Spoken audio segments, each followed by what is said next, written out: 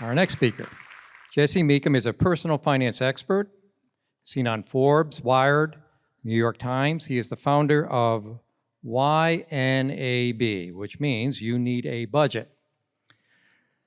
He is the founder of the YNAB app and money method that has inspired millions to spend, save, and live joyfully. He's also the host of the YNAB podcast and author of the best-selling book, You Need a Budget. Jesse started YNAB in 2004 with just a spreadsheet. Back then he was cash-strapped, newly married, college student trying to cover the cost of tuition without going into debt. So you're going to, and by the way, you'd be amazed at the amount of people I speak with that have no idea how much they're spending. And it doesn't matter whether you're young or old, especially if you're going into retirement, you really need to know what your budget is. So here's Jesse. Thank you. We could have saved Rick some time and told him that it's called YNAB. So we lost about 5 minutes with him saying every letter, but I think we'll be okay. Yeah, we actually don't swear up here either. So I don't say the word budget anymore. It was a huge mistake, the biggest mistake of my life. There was a while ago, I was driving north on Interstate 15 in Utah, and we were on a road trip. And I drive, and my wife, she watches the road or naps. And then I've got a bunch of kids in the back, and they were all either asleep, or if they were like in the angsty teen age, they probably had headphones on. They're just kind of doing their thing, you know? So it was super quiet in the car, and I distinctly remember seeing mile marker 318 go by. And I was, of course, thinking about money, because it's kind of all I think about. And I don't know why, I'm wired that way. And about mile marker 320, I had this epiphany that's the most obvious epiphany of all time, not worth a story, where I realized that money, its sole purpose, there is no other purpose. The sole purpose of money is to be spent. And you could say, no, it's to be saved, and I would just say, you're just talking about future spending. And then you would say, oh yeah, you're right. You could say, well, what about when I give it away? And I could say two things. The next person spends it, the charity spends it, you know, your neighbor spends, whoever you gave the money to. Or I could say, you just spent it on the feeling of giving, right? That might also work. But either way, we just spend money. All we do is spend money. And when you start to think about money as only being, like the sole purpose of it is to be spent, all of the other cruft starts to kind of fade away, and I think we get some clarity. So where this session was supposed to be about budgeting and learning to save, I don't say budgeting anymore, and I'm offended that that's on the slide, and we'll be there. I'm just kidding. I'm totally kidding, Rick. Kidding. We just met, so I'm going to tease him, you know, a lot. No, yeah, I'll blame Alan. I don't know who Alan is. Alan, are you Alan? Well, Alan, come on now. You know, thank you. So here's this next 25 minutes is me basically telling you my story of moving from a company that taught people how to budget to a company that teaches people how to spend. And we've done it for millions of people. It's so far so good. So the interesting thing about spending, and if we talk about meant to be spent, I want to add one little bit to meant to be spent. Meant to be spent well, okay? I mean, it's meant to be spent well. And we'll get to why. Actually, no, let's do it right now. I'm curious sometimes when we think about money, we have pretty fancy definitions for it.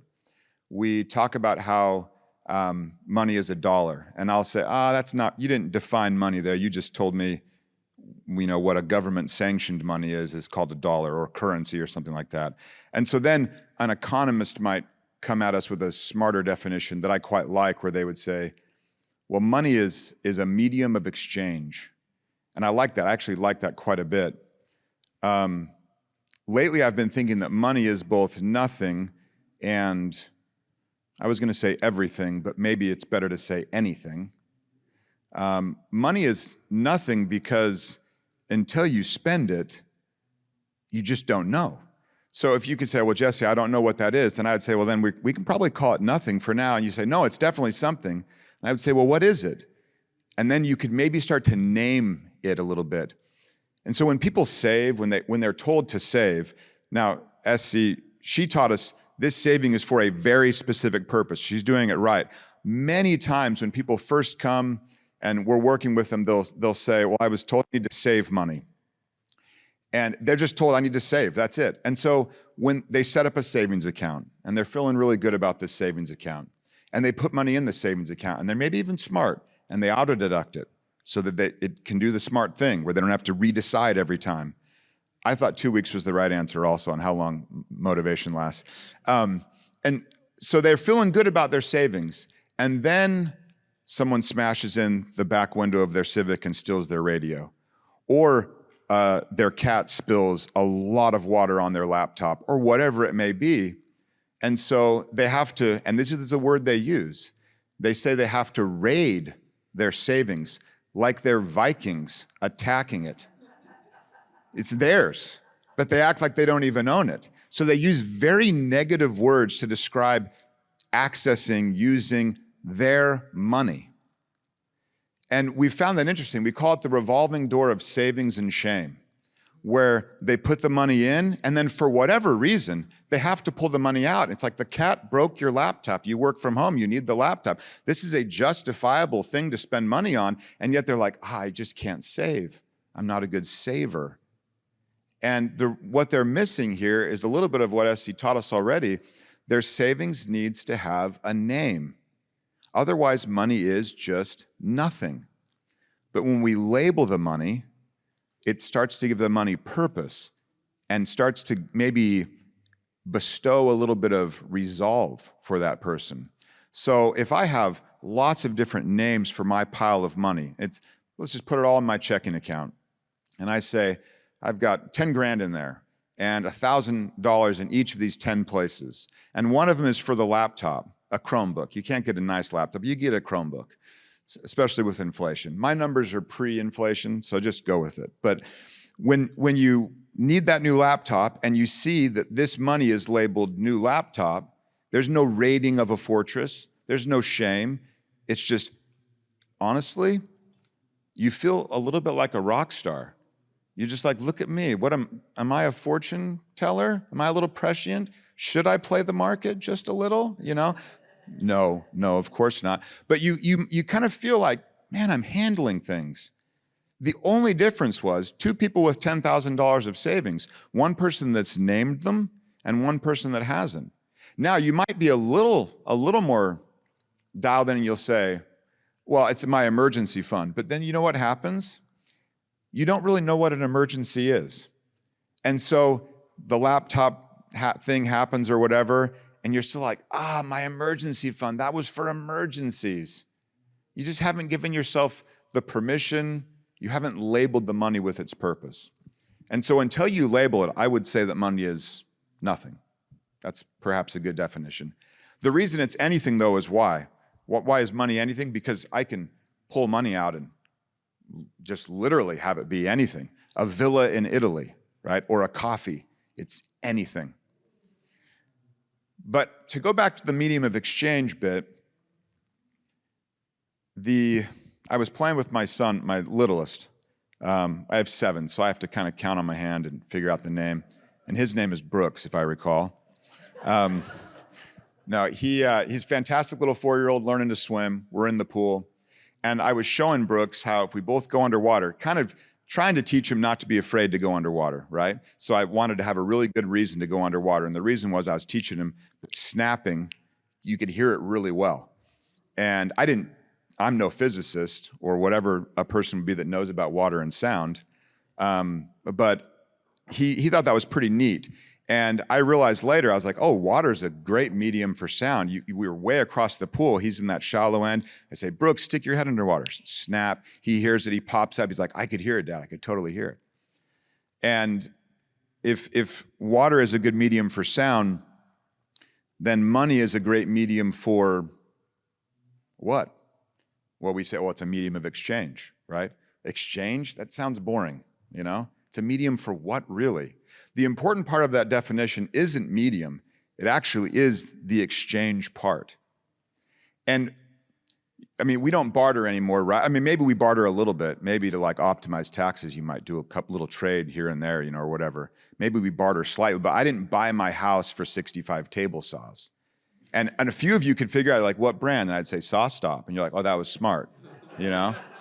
That one's smart. And then a few of you would be like, 65? Okay, I know how much that house cost in terms of dollars, right? That's what you get to. And if we were really to work hard, we could all get together and we could make these massive lists. This item exchange for this item, this item exchange for this item. And we're trying to figure out the denominator for all of these different things. So a house is 65 table saws or whatever else it may be. But it becomes unwieldy, obviously. And so all humans forever have always just gotten rid of the bartering quickly, and they've recognized we got to figure out a medium of exchange. But the denominator is such an interesting question. So when I exchange, like I've got a burrito numerator and then $10 or 20 in this day for the burrito, right? And it's like, you better have guac on that for 20 bucks. But that the $20 is the denominator. And so that we're doing the exchange, right? Now, to kind of loop it back to money well spent, the spending exchange, 20 bucks, burrito, that works pretty well. On the earning bit of the exchange, what's the denominator? The $10 or the paycheck, right? That's our numerator. And what are we exchanging for it? And you know this. Like we know this. I'm here exchanging right now, right? All of our money, not money, our effort, our time, our energy, calories, worries, stressors, all of our, hey, get good grades, the entire time we're told you start school, get good grades. Why? So you can get a good job. Why? So you can make more money. Study this in school. No, don't study that. Study this. No one gets paid doing that. Study this instead. Why, Dad? I have two boys that started college. You make more money. Okay, so this is all for money. Right, it's all for money. Oh, have a good network. Talk to lots of people. Meet people that are further along. Have them help you move along in your career. You know, so go to these networking events. So, okay, so networking is important. Yes, that networking is important. All for money, right? Get good sleep so you can be more creative. So you know, don't be financially stressed at work so you can be more valuable, so you can earn more money. This exchange we do, blood, sweat, money, tears, calories, it's all for money. That's that earn side of the equation. It's money at the top, numerator, and all those things I listed as the denominator. And for shorthand, I would maybe say, instead of me having to, for the rest of this presentation, have to say blood, sweat, money, tears, it starts to sound kind of gross anyway.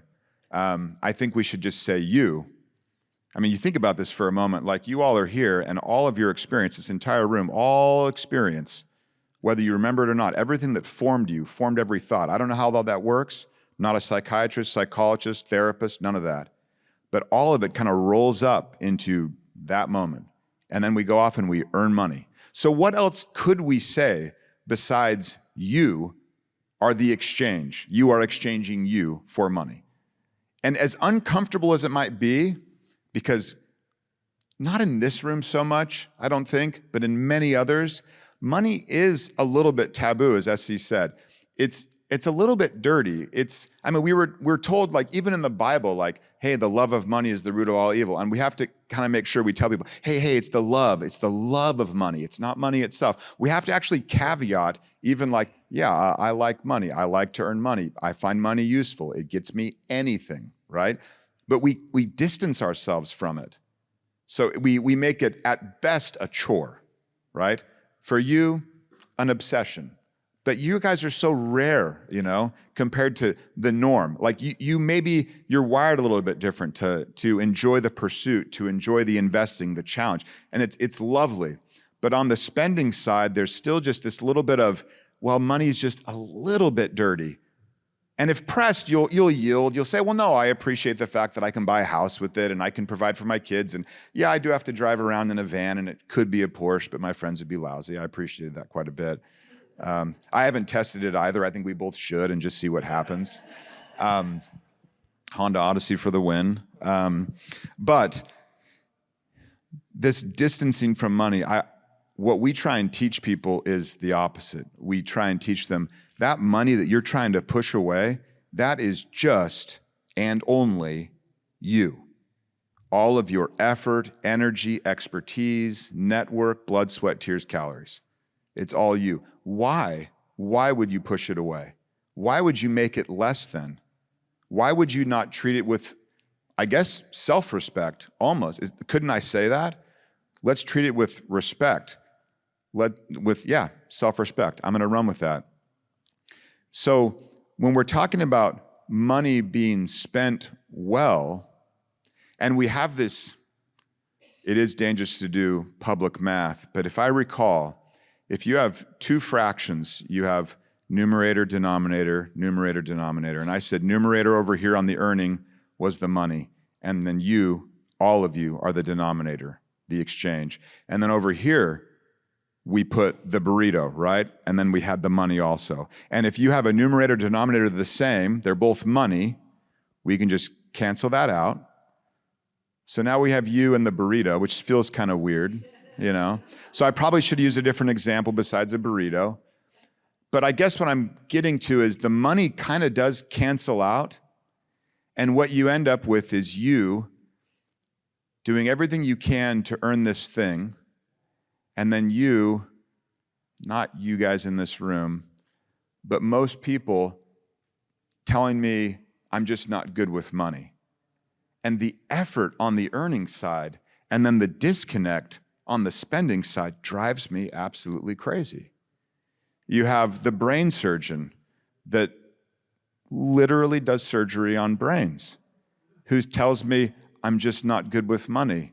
And I'm just like, fix your brain, I guess. What else should I tell him, It gets me because you see all of the sacrifice, all of the time not with family, all of those things we're perhaps trying to get back as we look to retire maybe a little bit quicker than the next guy. We have these things we want. Those very things are what we're giving up in order to get this money. So what I say here is not anything to do with budgeting or saving. But when you recognize all that you offer for the earning, all I want is for everyone to also recognize that they need to put effort into the spending side of it. And what's great about this is, if that equation really is just canceling down to be, simplifying down to be you, the work necessary for you is to figure out what you want to spend your money on. Truly.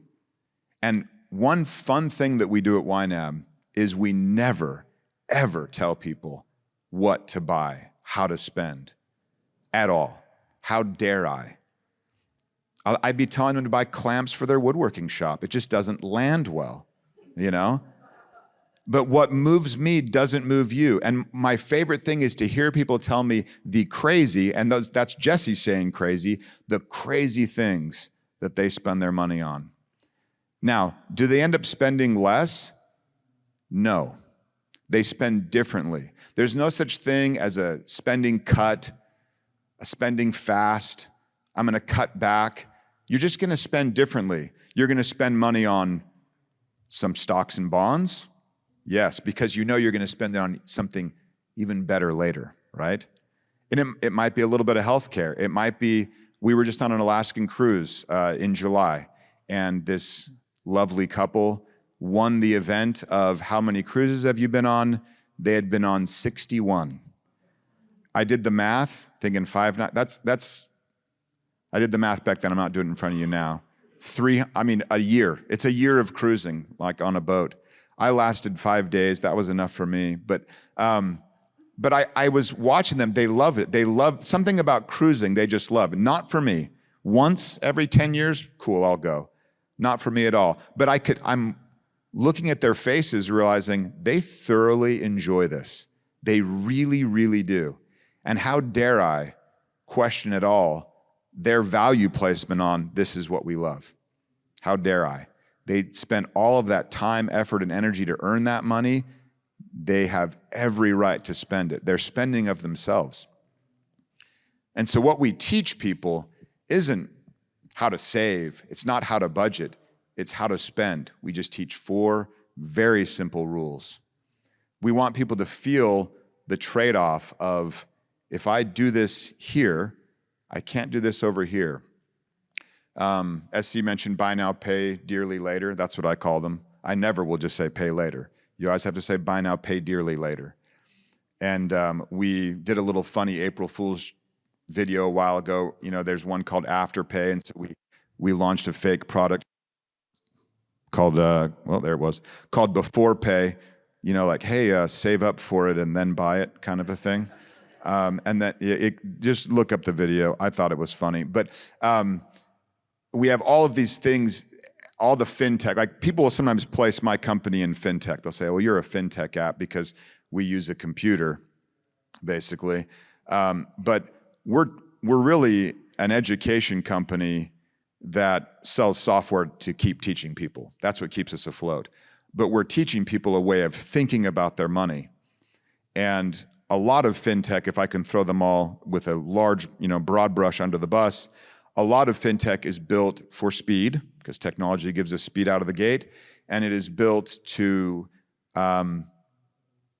distance people from their money quickly, to have them not understand what Afterpay does, to have things be a little more obfuscated, to have them not feel, to have them hear the bing of Apple Pay that's been heavily engineered to be oh so delightful and to be fast, and just to not feel it. Now, should you spend money at Chick-fil-A? Oh, I forgot you mentioned Chick-fil-A, so that wasn't for you, that was for me.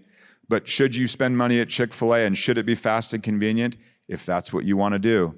But if all of fintech is trying to have you be unaware, unintentional, thoughtless about where your precious money goes, what we try and teach people is to have them be intentional and aware and thoughtful about where their precious resource goes.